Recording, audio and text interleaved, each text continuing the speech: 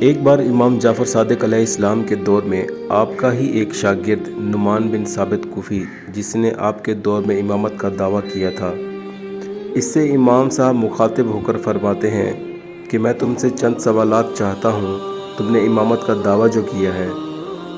امام صاحب نے پہلا سوال کیا، کان کا میل کڑوا کیوں ہے؟ منہ میں لعاب کیوں ہے؟ آنکھ کے آنسو نمکین کیوں ہیں؟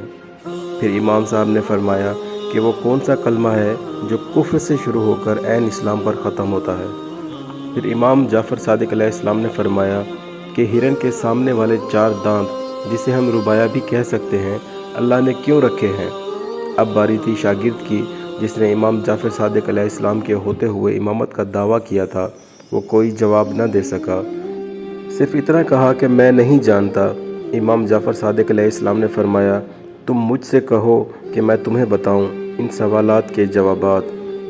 اس موقع پر شاگرد نے کہا کہ جی آپ ہی بتا دیں، میں ان سوالات کے جوابات نہیں جانتا۔ امام نے فرمایا، سنو، اللہ پاک نے کان کا میل اس لیے کڑوا رکھا کیونکہ بہت سارے ایسے کیڑے مکوڑے جن کو انسانی آنکھ دیکھنے سے قاصر ہے، اور کان کھلا ہوا، وہ کیڑے جب کان کے اندر جاتے ہیں تو اس کی کڑواہٹ سے باہر نکل آتے ہیں۔ اللہ نے اس میل کے ذریعے کان کی حفاظت فرمائی ہے۔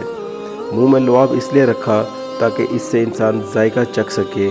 آنکھ کے آنسو اس لیے نمکین ہیں کہ آنکھ چربی کا ڈبہ ہے اور چربی کو نمک سے محفوظ کیا جاتا ہے، اس لیے اللہ نے آنکھ کو نمکیات سے محفوظ کیا، ورنہ جیسے ہی آنسو نکلتا ساتھ آنکھ بھی باہر نکل آتی۔ شاگرد بولا، کلمے والے سوال کا جواب بھی بتا دیجئے۔ امام نے مسکراتے ہوئے فرمایا، وہ کلمہ لا الہ ہے جس کا مطلب ہے کوئی عبادت کے لائق نہیں، یہ کفر ہے، مگر الا اللہ، سوائے اللہ کے، یہ عین اسلام ہے۔ اب شاگرد نے کہا، وہ ہرن والا سوال؟ امام صاحب مسکرائے اور کہا، وہ تو ہوتے ہی نہیں، میں نے تو تمہیں آزمایا ہے۔ جو شخص ہرن کے منہ پر غور نہ کرتا ہو، وہ قرآن کی گہرائیوں کو کیا جانتا ہوگا۔